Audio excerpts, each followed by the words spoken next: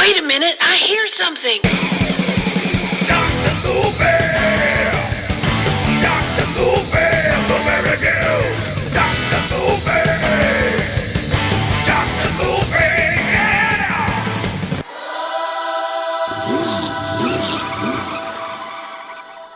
Hello, everybody. Welcome back to another episode of Dr. Movie, your show that's normally in a car, but is now in a closet, because that's where I can find to record.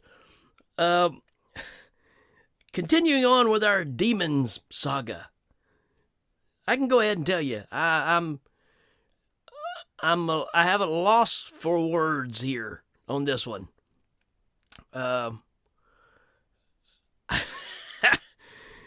So, when I looked at the list originally, we've gone through the first 5, if you want to call it the first 5. We've done, Demons, Demons 2, and then you had the 3 different movies that were Demons 3. And, then we had Demons 4, Demons 5, and this one, which is called The Black Cat. That's right, the Edgar Allan Poe story. Is considered, or it's also called De Profundis, is labeled as Demon 6 De Profundis. I don't know where to start with this one, man. This one should be on the Batcrap Crazy week. I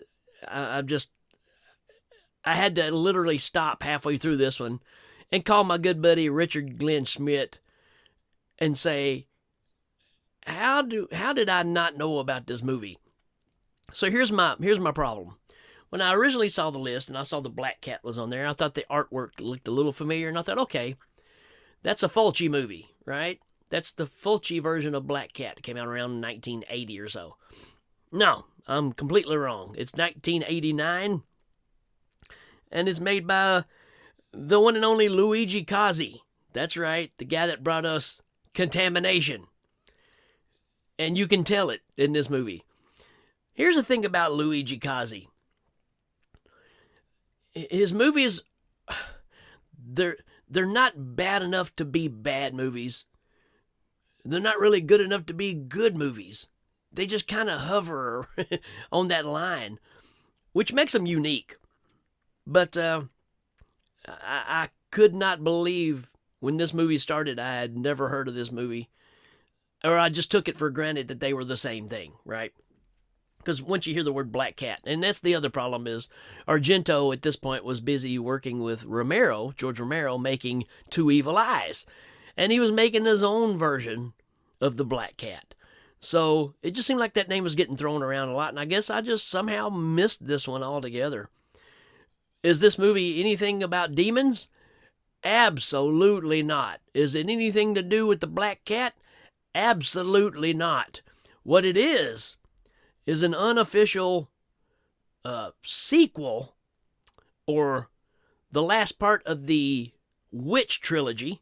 So here's the crazy thing, right? When I say Witch trilogy, of the Argento Mother trilogy, right? So we're talking about Suspiria, Inferno, and then there was never the third movie, right?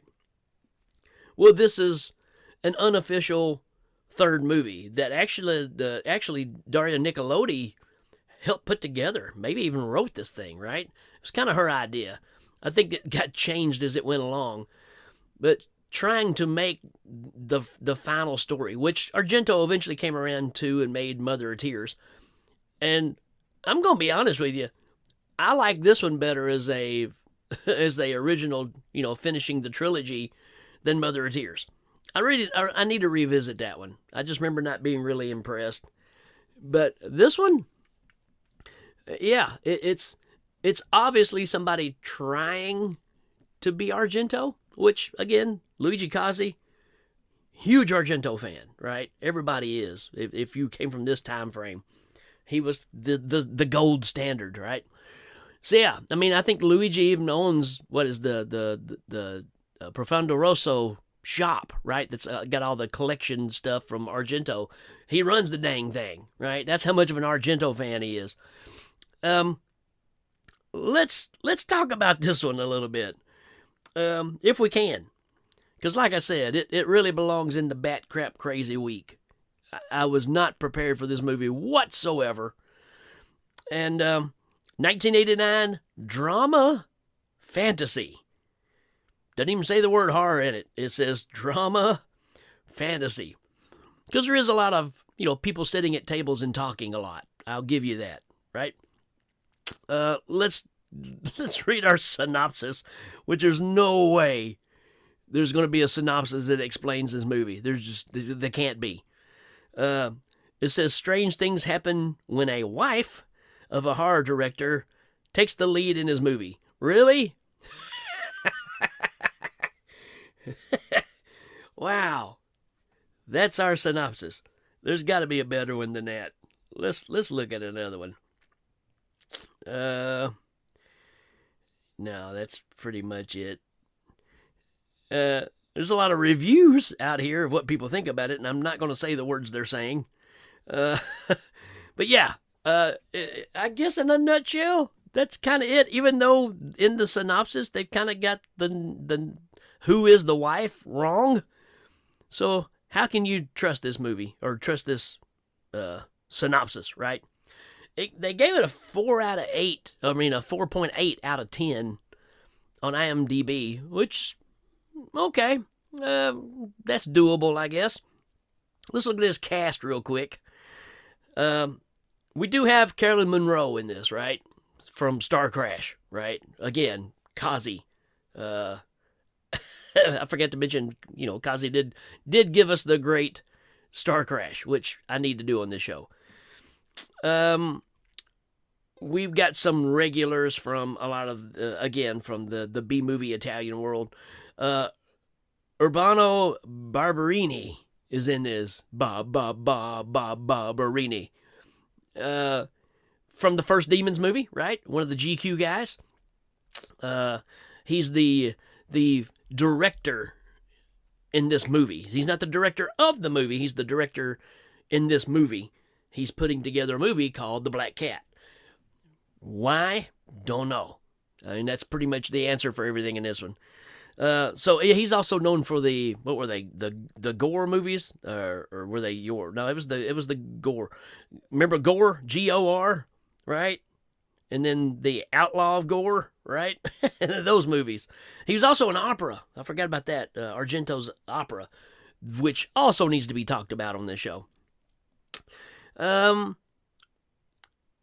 That's all your people really worth talking about. We do have Michael Suave show up in this too, and he's also, I think he's the director. I'm getting confused now. Maybe Mark, which is the Urbano Barberini character. Maybe he's not a director. I think he is though. But Michael Sauve is, I guess, the director of photography. I don't know. He's on the set, and he's, yelling out the demands, right? So we do get Michael Sauve in there. So there you go. That's always a plus. What a strange movie, folks. I'm trying to find a way to even start talking about it. They're making a movie. There's, this people drive up in the street, and you kind of get a giallo kind of kill at the beginning, but it's all fake because they're making a movie. And one night at dinner, you got Carolyn Monroe and her husband, who's a screenwriter, and the director and his wife are all eating dinner together, and they say, hey, we got this new guy that's the financial backer, and he's going to produce a new movie. And it just kind of spirals from there. The idea for the movie they're wanting to make is about the third mother. And they even have this conversation at the table about, Dario Argento made Suspiria, and then there was Inferno, and then, so it's talking about the three mothers, right?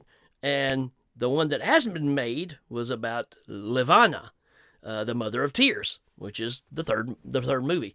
We get a glimpse of her in Inferno.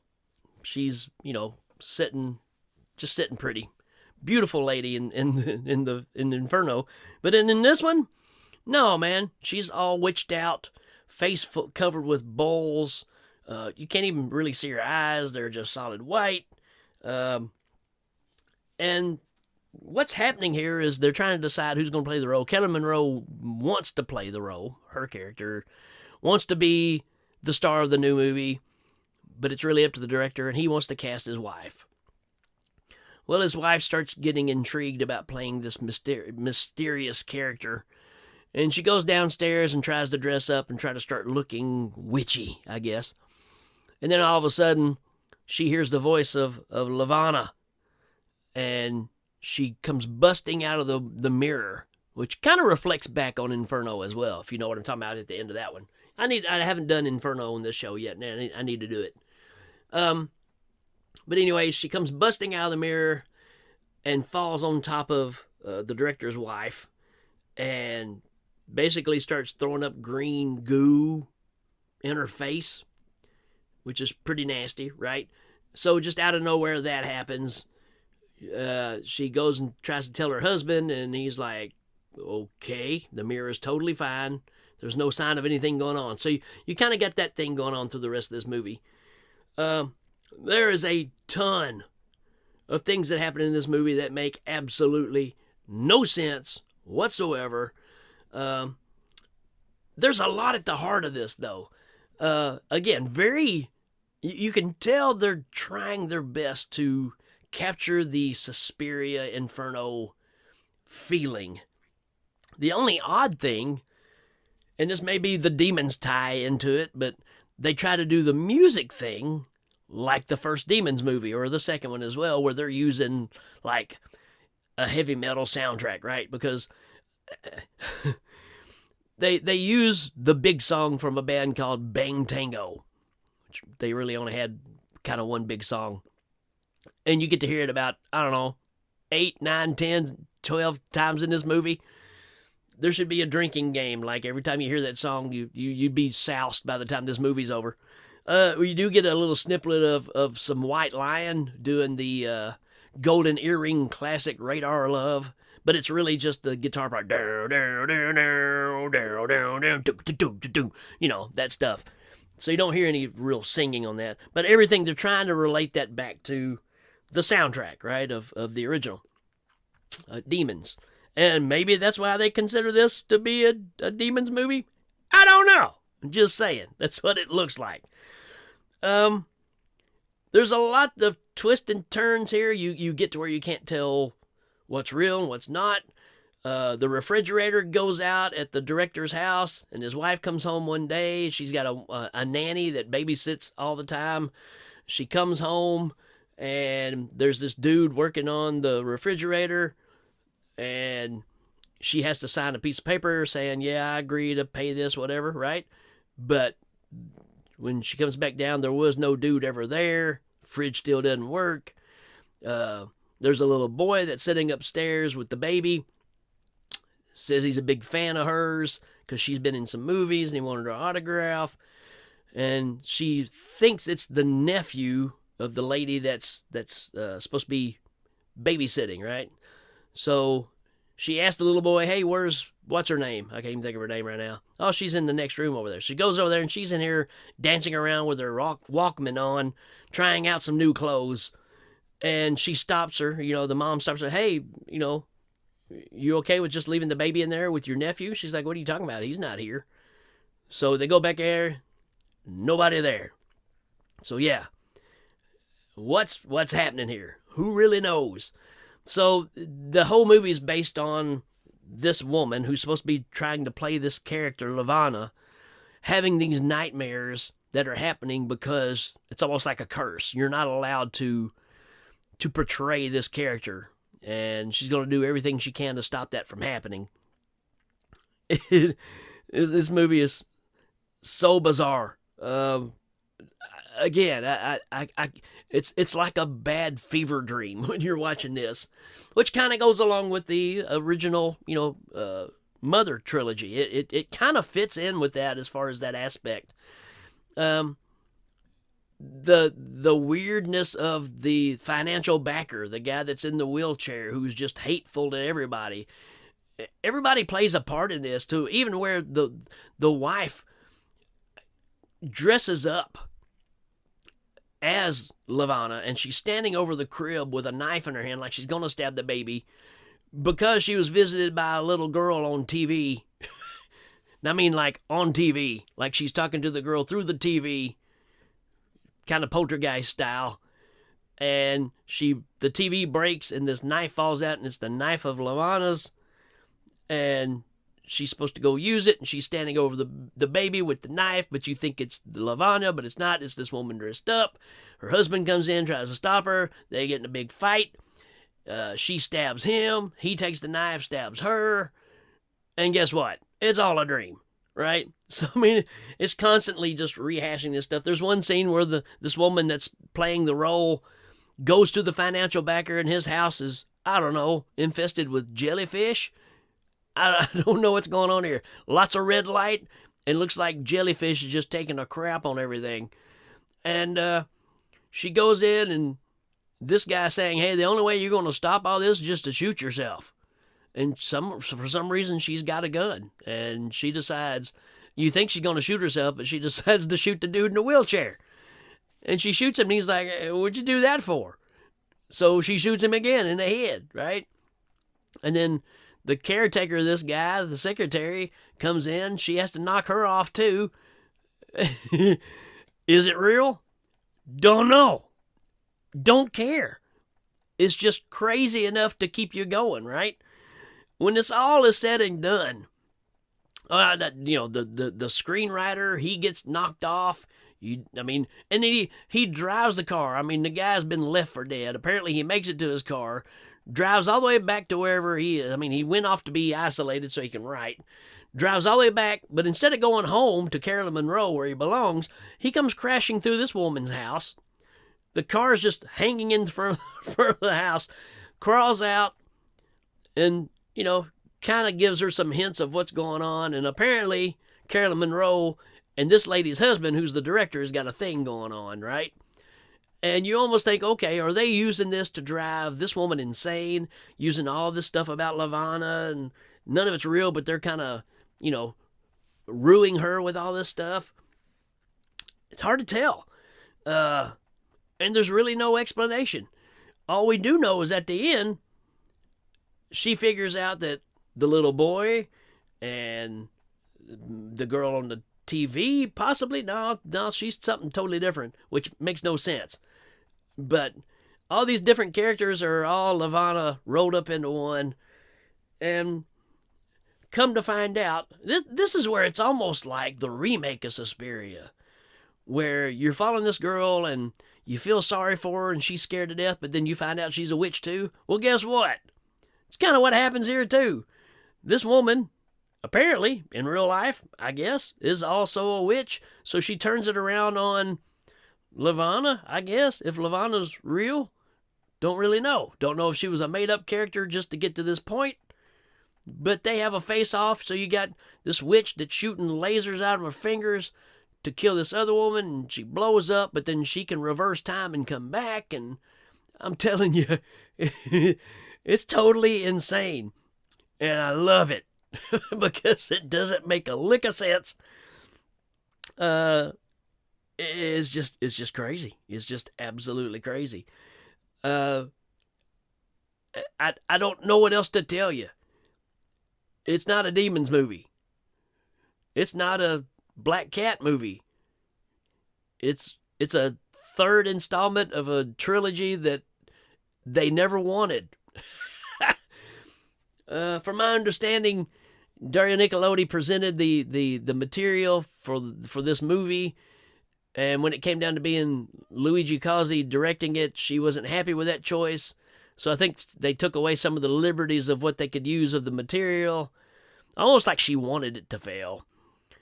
There's a lot of stories of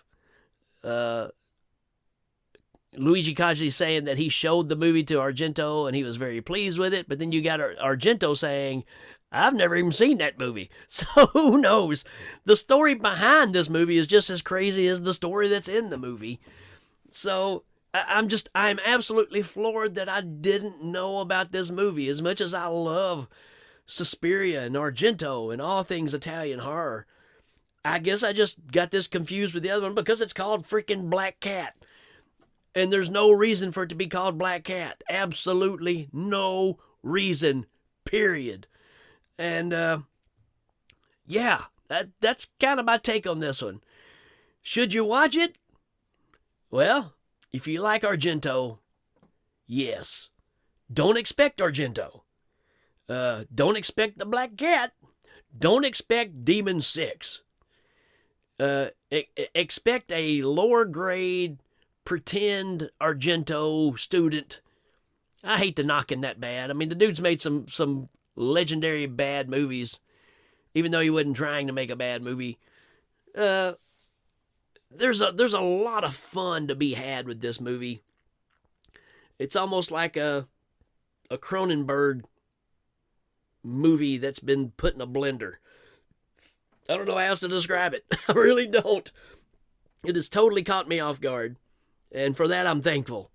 Because, over time, when you've seen, I don't know, several thousands of movies, it's hard to catch something that makes you go, whoa, wait, what? What? So, yeah. As far as a rating on this one, I'm going to give us a 3 out of 5. I really want to watch it again and try to make some more sense out of it, but something in my mind just says, you know what, man, just let it flow. Just let it flow, man, because it's not going to make any sense. So, if you're a completist, you need to check it out, like myself, and we will continue on with the next demon movies coming up real soon. So till then, folks, let me know if you've seen this one, because I'm just floored that I haven't seen it. Folks, till then, we will check you later.